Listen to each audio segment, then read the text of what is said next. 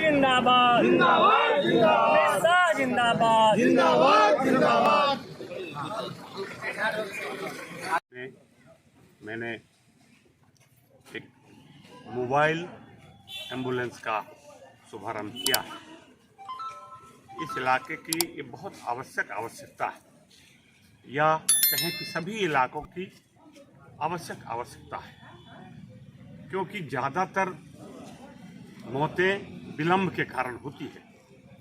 लोग बीमार होते हैं और असाध्य रोगों से जब वो बीमार हो जाते हैं और तत्काल मेडिकल सुविधा प्राप्त नहीं होती है तो उनके जीवन की क्षति हो जाती है। इसलिए जल्द से जल्द बीमार व्यक्ति या दुर्घटनाग्रस्त व्यक्ति अस्पताल पर डॉक्टर के निगरानी में पहुंचे, ये सबसे बड़ी आवश्यकता है। बहुत सारा विकास हुआ है और इस पर अब काम करने की ज़रूरत है। इसमें मोबाइल मेडिकल वैन एम्बुलेंस है ये, और ये तुरंत कहीं पहुंचेगा और लेकर डॉक्टर के पहुंचा देगा वापस। इसकी दूसरी विशेषता है कि ये निःशुल्क है। सरकार ने इसकी व्यवस्था की है। इसके डीजल वगैरह का भी जो खर्च होगा वो सरकार अपनी व्यवस्था से करेगी, और जो लाभार्थी हैं उनको कोई शुल्क नहीं देना पड़ेगा। इसमें कई तरह की सावधानियां भी हैं, भ्रष्टाचार की भी संभावनाएं हैं, लेकिन सरकार की नज़र में वो चीज़ें हैं उसको करेगी। हमारे लिए बड़ी खुशी की बात है कि कलवाही इलाके या हमारे इलाके में संस्थागत प्रसव का स्वभाव नहीं था। इससे जच्चा बच्चा की मृत्यु दर काफ़ी थी। माँ का जीवन भी खतरे में रहता था और पैदा होने वाले बच्चे का जीवन भी खतरे में रहता था। लेकिन एक बहुत अवेयरनेस आया है लोगों में, और यूँ ही माँ बच्चे की पैदा करने का समय आता है तो आशा कार्यकर्ताओं की मदद से और बाकी पीएचसी के लोगों की मदद से वो पहुँचते हैं अस्पतालों में।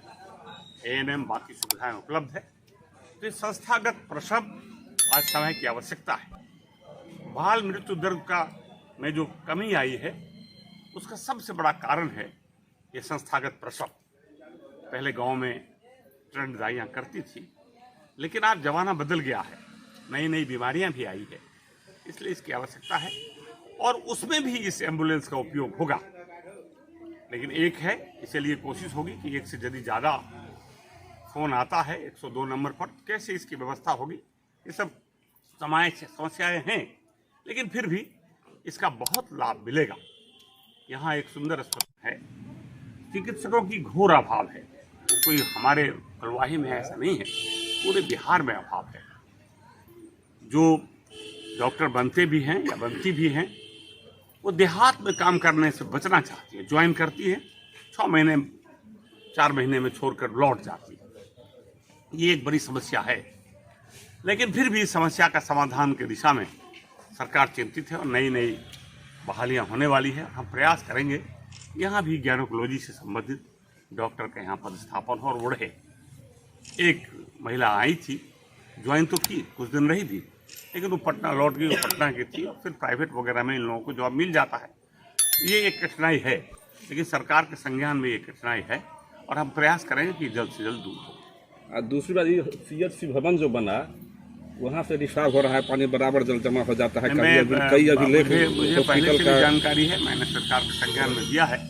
3 साल ही बने हुए इस मकान को, लेकिन इतना जल्दी इसका क्षतिग्रस्त हो जाना, और सबसे बड़ी समस्या इसके त्रुटि ये है कि पानी का प्रॉपर निकास नहीं है। जिस पानी का उपयोग होता है वो है पूरा सीपेज हो रहा है दीवारों पर, इसलिए और वो उसके देखने के लिए मेरे संज्ञान में ये बात पहले से है।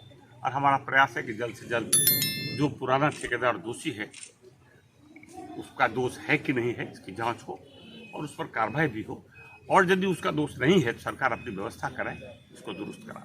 जिले के सभी पीएचसी में एम्बुलेंस दिया गया है, पूरे बिहार में एम्बुलेंस दिया गया और 102 नंबर जो इसका डायल है इसको एक्टिव किया गया है।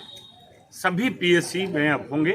पूरे बिहार में निःशुल्क व्यवस्था की गई है कि बिहार के 13 करोड़ जो लोग हैं इनको असुविधा न हो, इसीलिए ये बड़े पैमाने पर किया गया है। सबसे बड़ी समस्या यहाँ थी इसके रख रखाव की।